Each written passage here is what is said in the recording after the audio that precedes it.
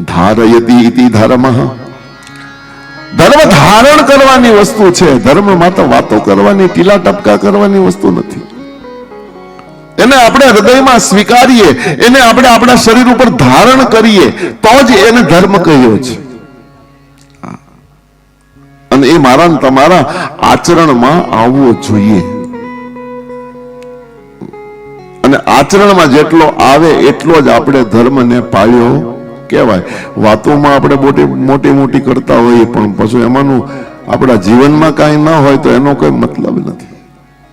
જેટલું આપણે કરીએ એટલું જ આપણે બોલવું જોઈએ. અને જેટલો આપણાથી પડાય એટલો ધર્મને આપણે પાળવો જોઈએ. અને કવિઓએ તો ત્યાં સુધી કીધું કે ધર્મ જો વધે તો પછી મારા ને તમારા જીવનમાં કોઈ વસ્તુ નહીં ઘટે.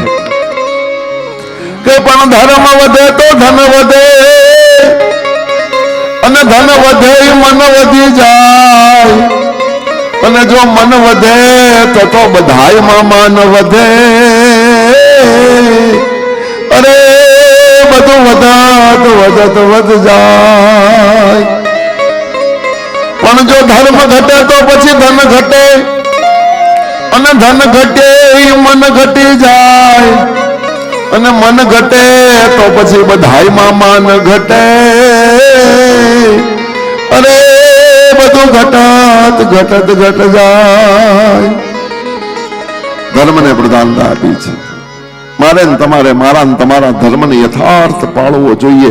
જેટલી પણ મને ને તમને કેપેસિટી આપી હોય, શરીર તંદુરસ્ત હોય તો સેવા કરી જ લેવાય. નાદુરસ્ત છે તો હેરાન થવાની જરૂર નથી. ભગવાને શરીર નથી આપ્યું, તન નથી આપ્યું, ધન આપ્યું છે. તો ધનથી જ્યાં જેટલો ઉપયોગ થતો હોય સત્કર્મમાં એને વાપરી નખાય. અને આ સંસારનો ધનવાન કોણ? હું મારી દ્રષ્ટિએ વાત કરું છું.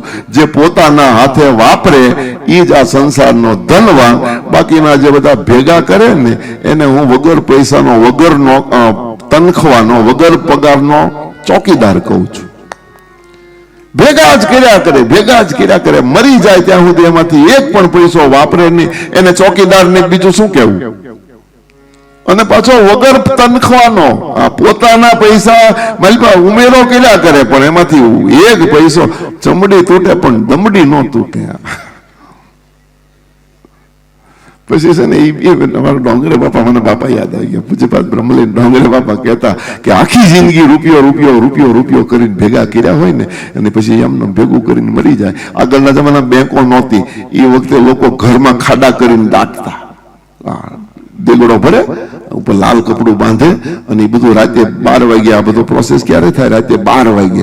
અને પછી 12 વાગે પત્નીને ઉઠાડે, હાલતો ખાડો કરતો. એ ખાડો કરીને નીચે હાથીઓ કરાવે ને એ લાલ કપડાથી બાંધી માથે માટી વાળી દે. એ અડધી રાતે બાઈ પાસે ઉપર લીપણ કરાવે, હાથીઓ કરાવે, અને પછી પાણી પકડાવે ને કે મરી જાય, ગમે તે થાય, આમાંથી 1 રૂપિયો નહીં કાઢવાનો, મુક પાણી. પૈસો કરી અને જીવ પૈસો દાટે, પછી બીજા જન્મમાં નાગદાદા થાય, સર્પ થાય. અને સર્પ બનીને પણ પાછો ત્યાં જ આવે.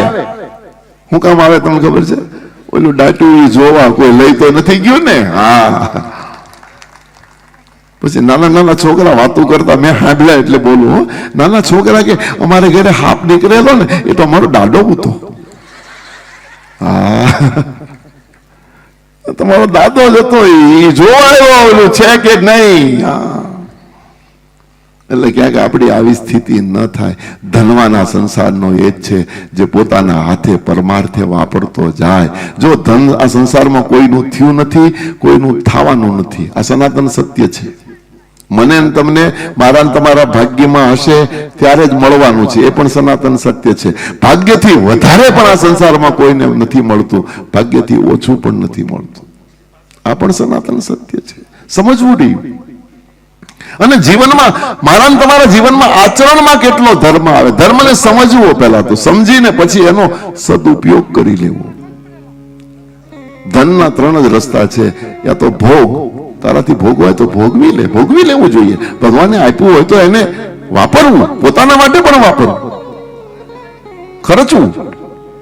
પણ અત્યારે ઘણા ઘણા પાસે એટલું બધું હોય પણ એ તમે જો પૈંડમાં ખાય નહીં, પહેરે નહીં, ઓઢે નહીં, કોક દેતો હોય તો જોઈ હકે નહીં. આ ત્યાં સુધી બોલો આ સમાજના દૂષણો દેખાય એટલે બોલવું પડે, વ્યક્તિગત કોઈ માથે નહીં લેતા. અને બીજું આજ કહી દઉં જગુભાઈ, અમે છે ને રેડીમેડ વાળા છીએ, કોઈનું માપ લઈને અહીંયા કોઈની સિલાઈ થતી નથી, રેડીમેડ લઈને નીકળીએ. તમને ખબર ગામમાં સાયકલ લઈને આવે રેડીમેડ વાળો, જેને માપ આવે ફિટ થાય એને પહેરી લેવાનું, બસ બીજું શું. જેને માપ આવે એને પહેરવાનું. ધારયતિ ધર્મ આચારાત પરમો ધર્મ. મેન તમે મારા તમારા આચરણમાં ધર્મને કેટલો ઉતાર્યો છે એટલો જ મહત્વનો, અને આચરણમાં ઉતારવાનો પ્રયત્ન કરવો. આજે આ શિવ કથા સાંભળો છો ને તો એટલું તો જરૂર હું કહું કે આમાંથી જે કાંઈ સમજાય ને એ તમે જીવનમાં ઉતારવાનો પ્રયત્ન કરજો, આચરણમાં આવવું જોઈએ. બાકી નહીતરી નકરી વાહવા નકરી તાળીઓ એ ધર્મ નથી. મારા તમારા જીવનમાં દેખાવો જોઈએ, ઝળકવો જોઈએ.